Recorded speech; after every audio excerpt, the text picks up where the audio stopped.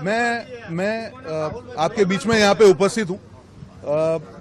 कल मेरे पिताजी ने जब इस्तीफा दिया, मैं एक प्रोग्राम में था और मैं उसके पहले ये बता दूं, जैसे मैंने गुजराती में कहा कि पहले ये जो टिकट का मैंने स्वीकार जो है, जब पार्टी का आदेश हुआ तब क्यों किया।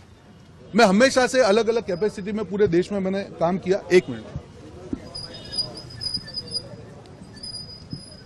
जब भी पार्टी ने जो भी जिम्मेदारी थी लास्ट 15 साल में उसका वहन किया, पर अब लग रहा था कि जब तक इलेक्टोरल पॉलिटिक्स नहीं करेंगे, आगे जो मुझे विजन मेरा दिख रहा था, मुझे लग रहा था कि अहमदाबाद में बहुत अच्छी तरीके से लड़ेंगे, पूरे मेरे जो एक्सपीरियंसेस हैं अभी तक के 15 साल की, उसको करेंगे, अच्छा चुनाव लड़ेंगे, कार्यकर्ताओं में जोश भरेंगे, एक मैसेज जाएगा, आने वाले कॉर्पोरेशन चुनाव होंगे, विधानसभा चुनाव होंगे, पार्टी का वर्कर जगेगा और आगे हमारी राजनीति अहमदाबाद से जुड़ी हुई है। सारे पद पे काम कर लिया राष्ट्रीय स्तर पे, आगे हर आदमी पॉलिटिक्स में यही चाहता है कि भाई चुनाव लड़ेंगे, आगे बढ़ेंगे। तो वही उद्देश्य से मैंने पार्टी ने जब आदेश किया, सहर्ष का स्वीकार किया, उसका प्लानिंग कर दिया। जिस दिन से मेरी टिकट का अनाउंस हुआ उससे पहले मेरे भाई है मेरे साथ में, हर्ष कश्यप भाई, हम लोगों ने उसकी पहले तैयारी चालू कर दी, कैसे बूथ मैनेजमेंट का प्लानिंग करना, डोर टू डोर कैंपेन का। साथ ही मेरे यहाँ पे दिवेश भाई हैं, रजनी भाई हैं, सारी टीम करके आपको मतलब मेरे लिए ये डिसीजन कितना डिफिकल्ट है मैं जानता हूं। पूरे दिल से तय किया था कि इस चुनाव को लड़ना है और एक मुझे मालूम है ये इजी सीट नहीं है, मैं ओवर कॉन्फिडेंट नहीं था। मैं ये समझ के इस चुनाव में आया था कि एक डिफिकल्ट सीट है, लड़ना है, अच्छी तरह से दिखाना है और अगर जिस प्रकार से कैंपेन चलता जीतने के भी अच्छे चांसेस बनते। मेरे लिए बहुत डिफिकल्ट डिसीजन था। मेरे पिता करीब 3 दिन से हॉस्पिटलाइज थे, कहीं ना कहीं वो कन्विंस नहीं हो रहे थे। 15 साल पहले उनका बाईपास हुआ था, मैं कन्विंस करने का मैंने बहुत प्रयास किया, हमारे सारे साथियों ने प्रयास किया, सब लोग विफल हुए।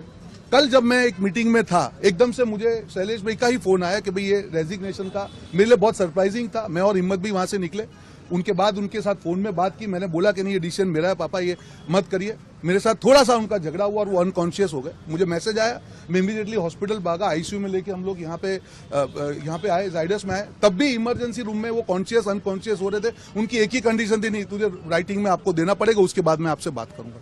तो मेरे लिए मेरी राजनीतिक करियर, मुझे मालूम है कि टिकट को मैं अनादर की बात नहीं करूंगा। मैं मेरी परिस्थिति के कारण जब मैं नहीं लड़ने का फैसला किया, उसका असर मेरी राजनीतिक करियर पर मुझे मालूम है। पर जब पिता के सामने आप देखते हो, उनको देखते हो कि वो अनकॉन्शियस, मुझे नहीं लगता है कि कोई भी प्रकार की लालच आपके पिता से ज्यादा हो सकती है।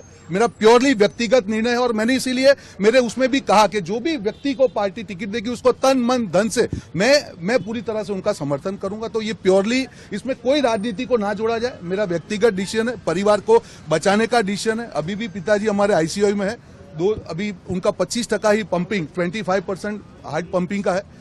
4 बजे करीब उनकी एंजियोग्राफी होगी। तो मेरी आप सबसे विनती है, कई नेता हमारे जो हैं, कौन से दिल्ली के उनके नेता के संचार पे काम कर रहे हैं मुझे नहीं मालूम है, जिन्होंने पार्टी के साथ गद्दारी की, आज वो मुझे नियम पढ़ा रहे हैं। मैं कभी भी आज तक नेगेटिव नहीं बोला किसी के लिए, मैं डिबेट में भी होता हूं तब भी व्यक्तिगत टिप्पणी नहीं करता हूं।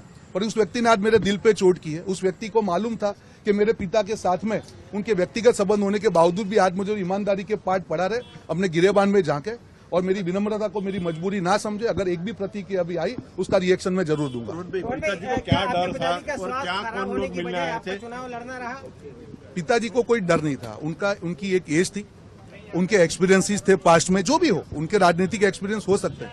उनको ये था, वो मुझे एक ही चीज बोलते थे कि रोहन, मैं मेरे साथ जो हुआ तेरे साथ हुआ नहीं देख सकता हूं। मैंने उनको 50 बार कहा कि परिस्थिति बदलती है पूरी तरह से। सब लोग, हर आदमी, वो शैलेश भाई हो, हिम्मत भाई हो, शक्ति भाई हो, विमल भाई हो, सब लोगों ने पूरा प्रयास किया। मुझे बहुत बड़ा आश्चर्य हुआ कि कैसे कल उनका, मैं कभी एक्सपेक्ट नहीं किया था कि वो रिजाइन करेंगे और उसके बाद में जो उनकी मैंने हालत देखी, 2 घंटे तक मैंने प्रयास किया समझाने का, मैं उसमें विफल हुआ और इसी कारण मुझे ये स्टेप लेना पड़ा। हार के डर से मेरी जिंदगी में मैं नहीं डरा हूं। हार के डर से होता तो मैं टिकट ही क्यों लेता भाई साहब? हार का डर क्या होता है? कार्यकर्ता है, लड़ेंगे, मर थोड़ी जाएंगे यार। और मुझे मालूम है कि आयोजन से करके जो तेलंगाना में 4 सीट थी, 65 सीट कहां से आई?